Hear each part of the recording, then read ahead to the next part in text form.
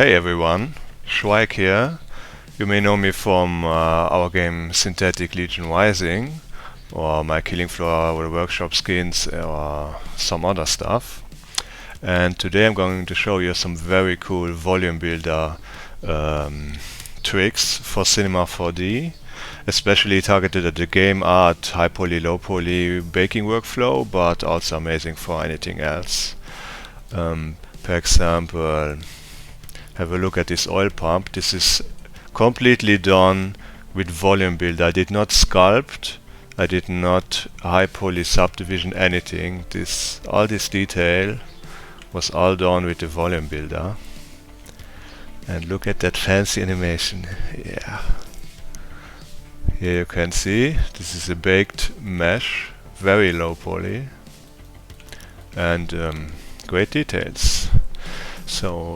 But I'll show you how to get that done in another video. So let's get started. Here's the generator, and we want to get a nice high poly out of this.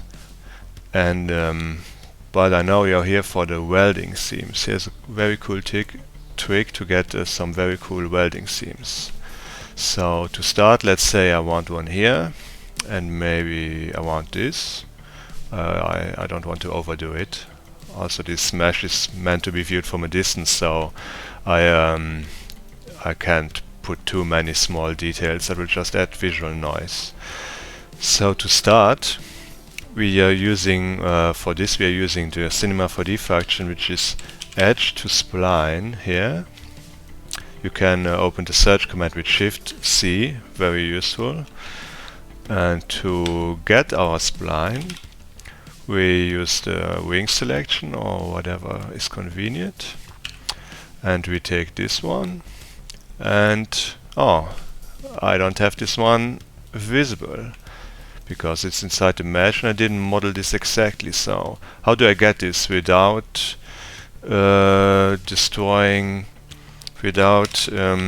making a discrepancy between my high poly and my low poly? Always use the quantizing if you can. So if you move something, do it exactly, or hold shift, do it exactly in increments of 10 or 20 or whatever. So you can always go perfectly back how you were. So I move it by 10, select my edge, and then we use the command edge to spline. We get a new cool edge, and I move this back by 10. Perfect. Now we have a new spline here.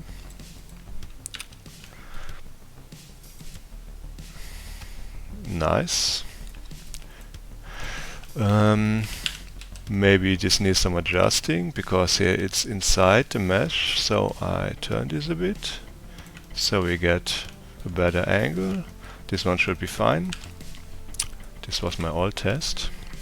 So now we come to the cool volume builder stuff. Volume builder is really amazing to make high polys with very low effort, but maybe not the best thing if you want the absolute super perfect models.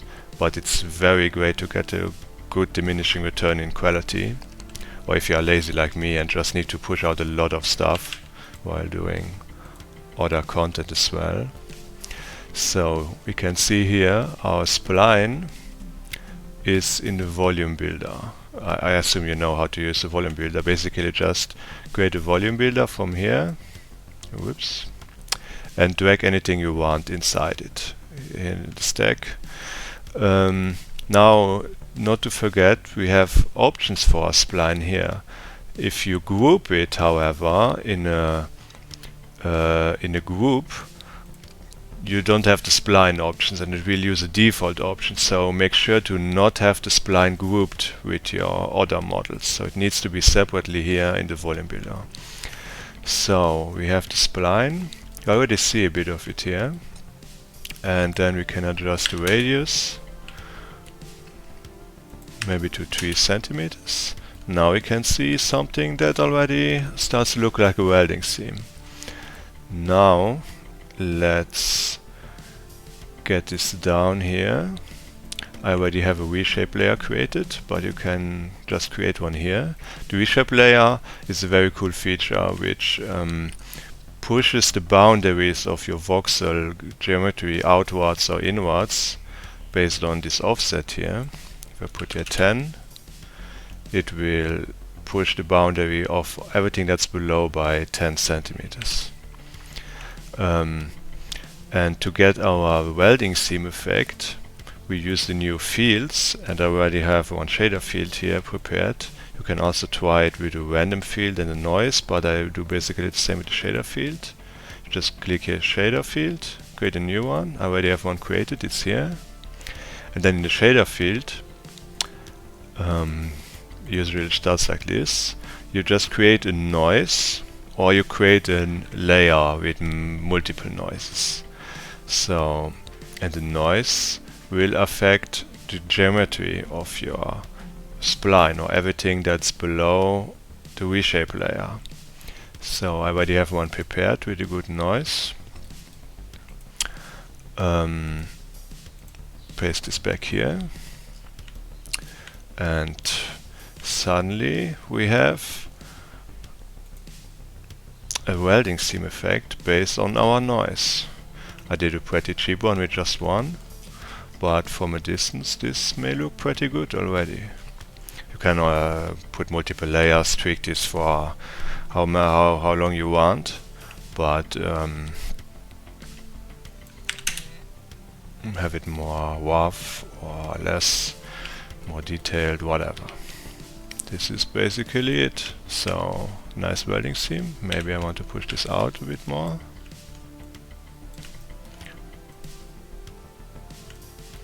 Ah, nice. And it's way more effort to sculpt this per hand, and the results are not really better, at least from when I tried. Maybe you're better than me, but I'm very satisfied with this. Now, to add a bit of extra quality, we can have a smooth layer over this. Adjust the smoothing factor, so it has a more welded transition to the background, to the model, and this looks really great. To add some extra detail, you can also use a field on the smoothing layer, like a random field or another shader field, which makes it smoother at certain places and harder at others, so to have a more natural look. Maybe you can have here noise, for example, but yeah, you can tweak this for hours if you want, but I'm pretty satisfied with this. Now we already have a very good high poly model. I maybe want to smooth this a bit more with another smoothing layer on top. Maybe a little bit. The smoothing always should depend on your viewing distance. If you view from very far, you want smoother edges, of course, than otherwise, than for a first person model maybe. So for me this I'm pretty satisfied with. Now we still have the volume builder issue with our low polygon density. As you can see, the volume builder doesn't know any smoothing, it just knows the raw polygon count, the raw vertex count, polygon count of your model. And there's no fong shading or anything that can artificially fake smooth this for your eye. So there's a really cool trick to fix it. You just select your entire model in the you don't need to select it. You go to Fong Break Selection. You have this here. And then you select override the Fong tag. You select an angle that's adequate, like usually like on around 40%, 40 degrees. Select all. And then you use the white subdivision surface. Drag it to the right. Now your subdivision is whited. And then you can apply a subdivision modifier. Ooh, okay, that didn't work. Let me try again. From break selection. Yeah, you see what happens if you apply subdivision without writing it properly. Let me select all. Let me disable the volume builder for moving the laggy stuff. White subdivision surface, and voila. Perfectly smoothed mesh with the hard edges intact, and with adding the subdivision here did break something in our layer stack. Now it's perfect. So now we have a perfect high poly with amazing welding seams. So yes, that's my result. Final high poly ready for baking. Here's my low poly. And everything ready to go. Of course, this needs to be UV mapped. I recommend a 3D code for that. But yeah, I hope you enjoyed that. I try to put up some videos because there are so few resources for Cinema 4D around any game art or high poly, low poly workflow.